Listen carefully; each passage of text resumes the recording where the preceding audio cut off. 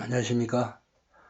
런던 이글의 정통 FX 마진 스쿨 8번째 시간입니다. 오늘은 US 달러를 중점적으로 살펴보도록 하겠습니다. 여러분, US 달러는 세계의 기축통화입니다. 세계의 모든 무역이 US 달러를 통해서 이루어집니다. 그래서 우리 FX 시장에서는 US 달러의 향방, 지금 US 달러가 강세냐 약세냐 아니면은 횡보냐, 이 세 가지 중에 어느 하나로 여러분들은 정의를 하고 있어야 됩니다. 왜냐하면은 US 달러는 모든 여러분들이 거래하게 되는 모든 상품의 기본이기 때문에 그렇습니다. 기본 방향을 결정해주는 방향타죠. 방향타이기 때문에 US 달러의 향방을 꼭 알고 있어야 된다. 자, USD를 논할 때 이 사태를 여러분들이 이해를 하셔야 됩니다. 서브프라임 모기지는 어떻게 생겨났는가. 자, 이러한 구조를 알므로 인해서 앞으로 여러분들이 경제 분석, 어떤 경제 사태, 큰 난리, 이런 걸 분석하는 데 도움이 될 겁니다. 여러분들 불과 몇 년 전, 저는 우리 IMF 전 1997년쯤으로 생각이 되는데, 길거리에서 각 카드사에서 카드를 그냥 나누어 주다시피 했죠.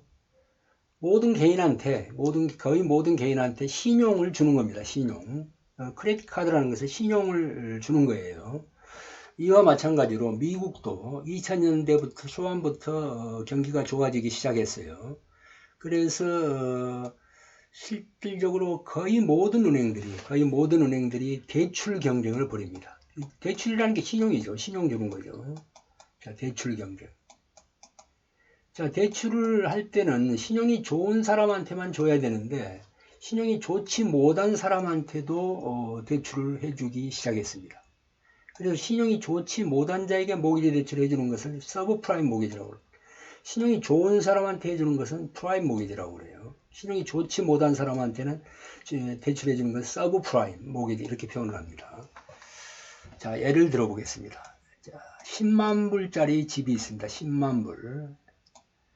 자, 이 집을 사는데 은행에서 돈을 얼마나 대출을 받냐 하면은 10만 불어치를 대출을 받아요. 100%. 어떤 경우는 뭐 11만 불 초과해서 대출을 받기도 했었죠. 자, 그런데 이게 예를 들어서 2005년이었다고 그럽시다. 2005년. 이자율은 2%밖에 안 돼요. 연이자율이. 그렇기 때문에 아주 부담이 안 되죠. 그런데 2006년부터 경기가 나빠지기 시작했어요. 6년부터 주택 경기가 둔화되고 시중 금리도 상승. 이자율이 5%로 됐어요. 5%. 근데 집값이 얼마로 떨어졌냐? 6만 불로 떨어졌어요. 집값이. 자, 이런 상태가 되면 여러분들 어떻게 하겠어요? 여러분들의 돈은 한 푼도 안 들어갔습니다. 은행 돈 10만 불 그대로 가져와서 샀습니다. 그러나 현재 집값이 순자산가액이 6만 불밖에 안 돼요. 여러분이 빌린 돈은 10만 불이죠. 즉 마이너스 4만 불이라는 적자를 내고 있어요. 자, 그렇기 때문에 대부분의 신용이 안 좋은 사람들은 모기지를 갚을 수가 없었어요. 즉 부도를 낸 거죠. 이 수가 엄청났어요. 몇백만 명이 이 모기지 대출을 못 갚아서 파산을 했습니다. 자, 이 파산의 효과는 누가 봤죠? 은행들. 모기지 대출했죠. 은행들이 줄파산하기 시작을 했죠. 그래서 실질적으로 리만 브라더스라는 거대 은행이 무너졌고, 이로 인해서 영국, 유럽, 일본, 한국 각국의 대경제 위기가 닥친 겁니다. 이게 바로 서브프라임 모기지 사태인데, 2008년에 이 사건이 났죠. 2008년에 G1, 세계 경제 넘버원인 G1이 이 사건을 내고, 또 최근에 코로나 바이러스는 어디서 나왔죠? 중국이 또 큰일을 냈죠.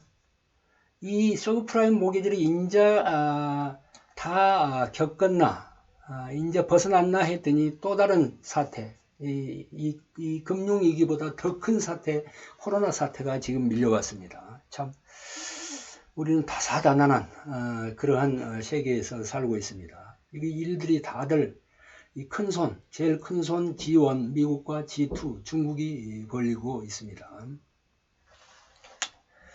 참 대단한 국가들입니다. 세계 금융위기로 확산이 되었고요. 자, 지금 한번 보죠. 2020년 5월 현재 코로나19로 인한 경제적 충격을 갖고는 어떻게 대처하고 있는지. 자, 첫째, 일자리 다 날아갔죠. 두 번째, 공장들이 문을 닫았죠. 세 번째, 개인들은 돈이 없죠. 어떻게 해야죠? 정부에서 돈을 푸는 수밖에 없습니다.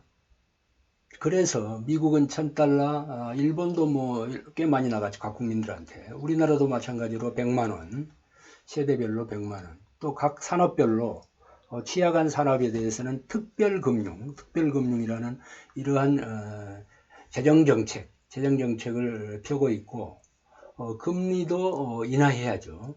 이런 다양한 재정정책을 펼 수밖에 없습니다. 각 나라가 함께 동시에 할 수밖에 없죠. 자, 이런 사태, 돈 풀기, 개별 국민 또는 개별 산업에 직접 현금 또는 특별융자를 하고 이자를 인하하고, 자, 뉴딜 정책, 우리나라 오늘 문 대통령께서 비대면 산업구조 또는 디지털 산업, AI 산업 이런 쪽으로 산업을 부흥시켜 나가야 된다. 우리나라는 1등 방역국가입니다. 1등 방역국가. 1등 방역국가.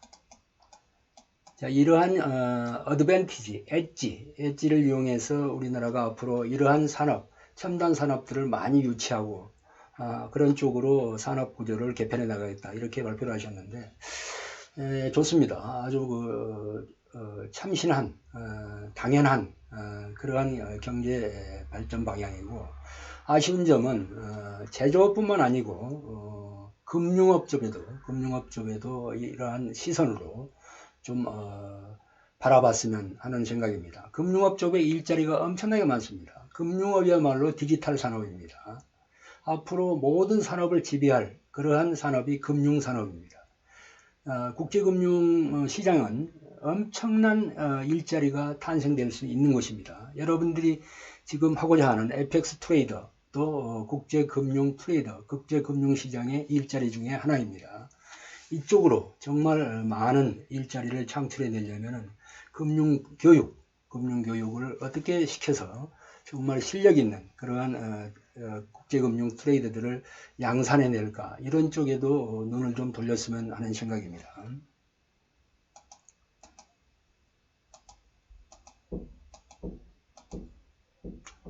자, 미국의 경제 상황은 지금까지 굉장히 좋았어요. 좋았다가 이번 코로나 한파로 일시에 무너졌습니다. 2008년 서브프라임 모기지 이후 약 2천만 개의 일자리가 창출이 되는데 하루아침에 날아가 버렸습니다. 하루아침에 날아갔어요.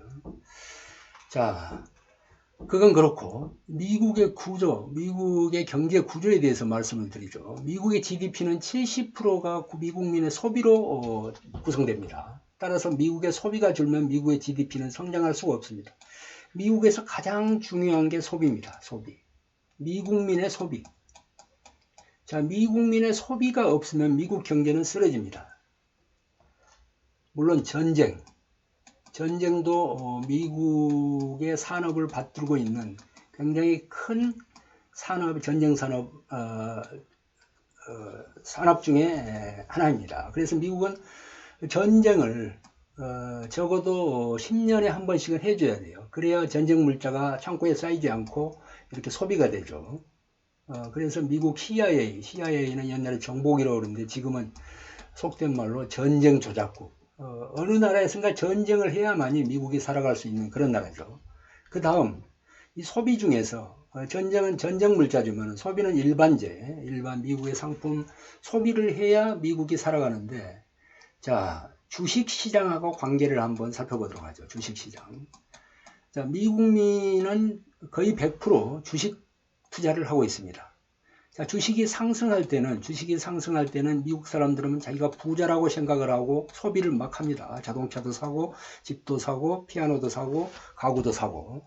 그러나 주식이 떨어질 때는 미국 사람들은 자기가 가난하다고 생각합니다. 이제. 자, 가난하다고 생각하면 돈을 안 쓰게 됩니다. 차도 안 쓰고, 차를 팔거나 게라지에 그냥 놔두거나 아니면 옷도 사지 않고 견딥니다. 이게 미국 사람들이에요. 그래서 미국의 대통령은 이걸 가장 중시합니다. 주식시장. 주식시장이 안만하게 상승을 해줘야 뭐가 이루어지죠? 소비가 이루어집니다. 자, 소비가 이루어져야 미국 사람들이 행복합니다. 미국 사람들이 행복해야 대통령은 인기를 얻게 되죠. 대통령은. 자, 결국 대통령은 재선이 돼야 됩니다. 미국 대통령은. 인기를 얻어야 되고 재선이 돼야 되는. 재선이 되기 위해서는 미국민들이 행복해야 됩니다. 미국민들이 행복하기 위해서는 주식이 올라줘야 돼요. 이래서 미국 대통령은 주식시장에 목을 메고 있는 거예요. 주식시장이 그만큼 중요한 거고, 사실 이것과 더불어서 일자리가 이제 관건인데, 일자리가 많이 탄생되려면 미국의 시장이 화랑을 띄어야 돼요. 화랑을 띈다는 것은 주식시장의 상승. 자, 이런 일자리와 주식시장은 뗄래야 뗄 수 없는 불가분의 관계가 있기 때문에 미국은 계속 산업 확장 정책, GDP 성장 정책으로 나갈 수밖에 없고, 그러기 위해서는 미국의 소비가 꾸준히 증가돼야 됩니다. 이래서 미국 대통령은 주식시장에 목을 메고 있다. 이렇게 말씀드릴 수가 있습니다. 자, 다음. 미국의 경제 상황은 GDP가 21조 원인데 단일 국가는 세계 최대죠. 유럽이 약 19조 달러 정도 되고, 중국이 약 15조 이렇게 되는데, 앞으로의 경제 권역은 미국을 중심으로 한 북미권, 미국, 캐나다, 멕시코, 그 다음에 유럽 권역, 그 다음에 아시아 권역, 중국을 중심으로 일본과 한국으로 구성된 아시아 권역, 이렇게 3권역으로 세계 경제가 진행이 될 것으로 그렇게 보입니다. 자, 마지막으로 미국이 쌍끌이 적자라고 하는데, 미국은 무역 적자가 많죠. 미국은 수출보다도 수입이 훨씬 많습니다. 수입이. 그래서 여기서 무역 적자가 나오고, 그래서 중국과 싸우고 있죠. 중국은 미국이 엄청난 양을 수출을 하는데, 중국 제품을 미국 사람들이 참 애용을 하죠. 왜? 싸기 때문에. 자, 이런 그 무역 적자 외에도 재정 적자에 시달리고 있습니다. 재정 적자. 미국이 정부에서 받아들이는 세금 수입보다는 실제로 나가는 돈이 많기 때문에 항상 재정 적자에 시달리고 있죠. 그래서 쌍끌이 적자, 무역 적자, 재정 적자. 그래서 USD가 과연 가치 있는 화폐인가? 화폐를 막 US 달러는 막 찍어내기만 하는데 이게 과연 언제까지 강세를 띨 것인가? 이런 점에 상당히 의문스러워하고 있습니다. 자, 오늘은 세계의 기축통화인 US 달러에 대해서 살펴봤습니다. 자, 오늘은 이만하겠습니다.